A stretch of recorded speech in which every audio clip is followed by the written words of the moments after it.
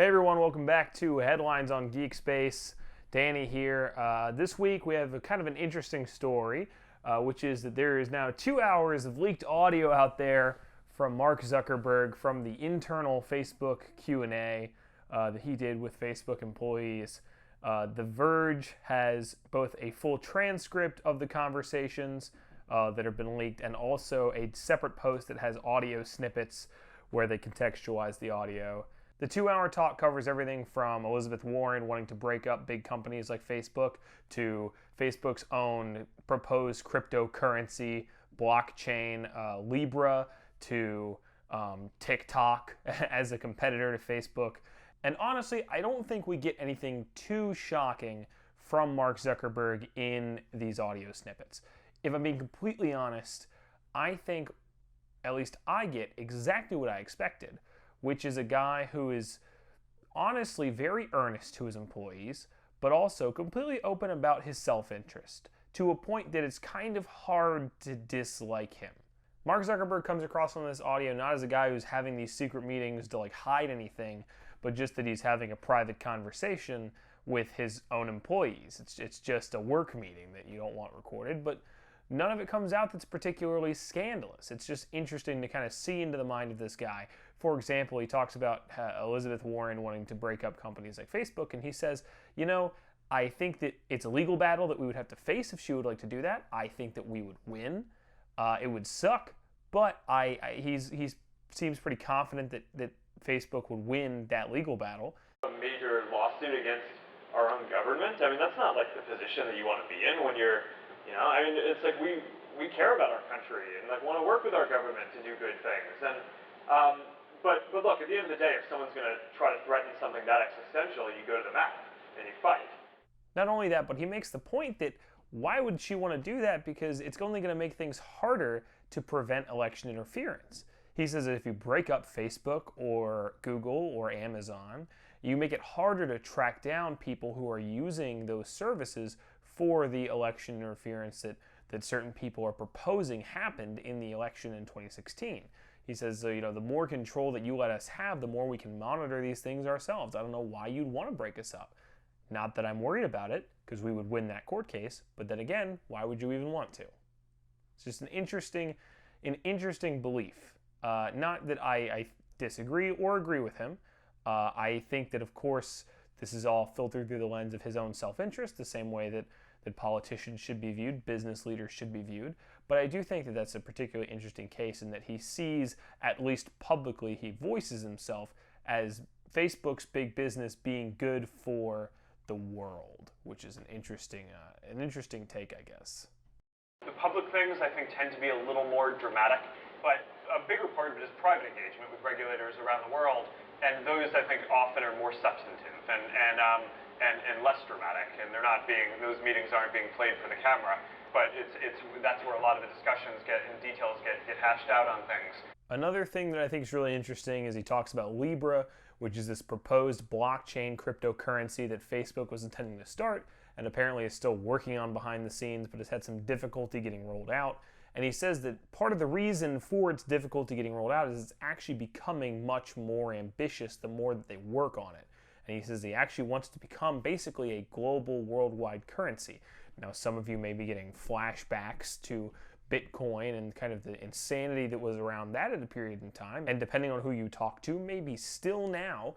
But there seems to be a sense that Mark Zuckerberg truly believes that this is going to be a next step in currency, a global currency that you can use digitally. He talks about how it starts out as just a thing you can use to send money over WhatsApp and Messenger, but that he wants it to become a global, online, digital currency.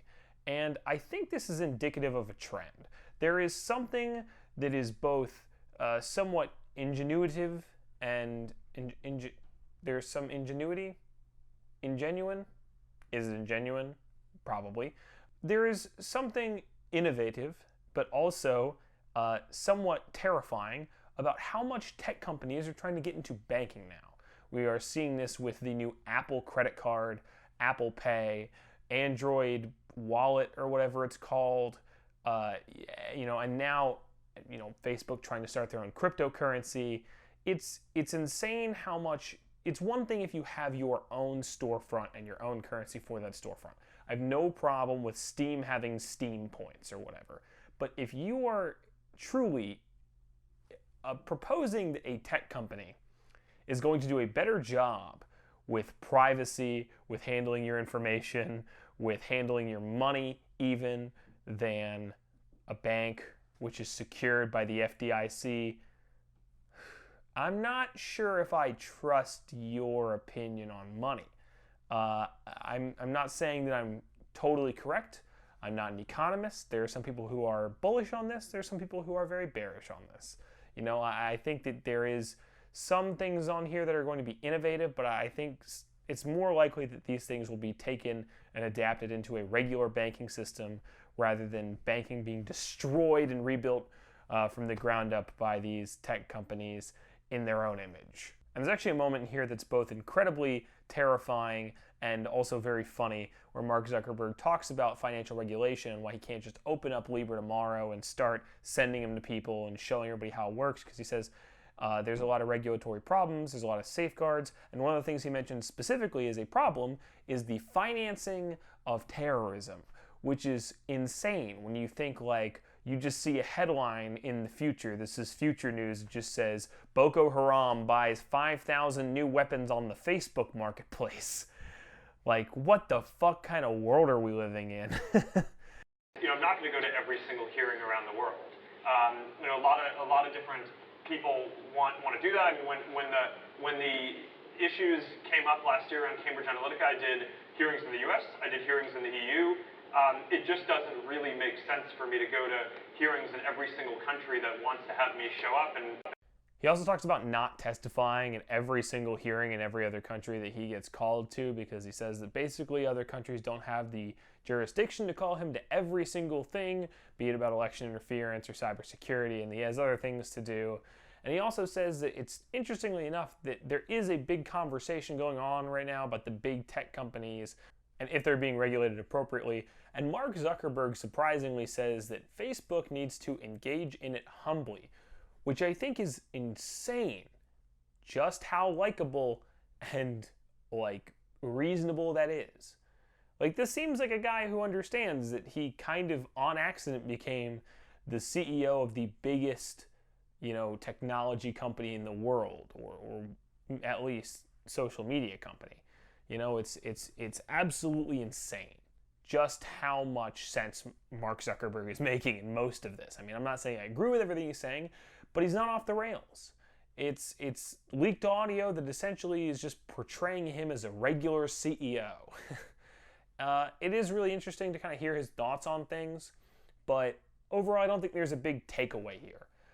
As much as Mark Zuckerberg is a normal businessman, that's all you're going to get. That's all you really need, You can still dislike Facebook.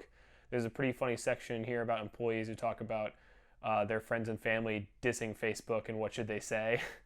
But I think that, this leak is the only leak I've seen that shows like a tech CEO or some, big, administrative head of a giant company, shows them in kind of a good light.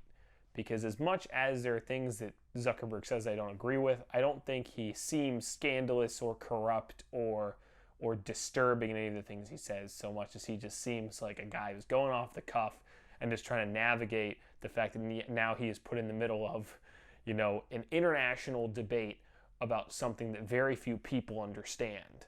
So it's an interesting article, interesting 2-hour audio for those who want to listen to everything. I'm going to put the Verge links, both the transcript and the one with the audio snippets down below. It's cool. Anyway, so that's the short headlines for this week. I don't know. Tell me if there's more topics you want to cover. I actually really like talking tech news and sort of ethics in tech. It's some cool stuff that I'd like to get more into. But yeah, I think that's it. See you guys next week. Bye. Bye.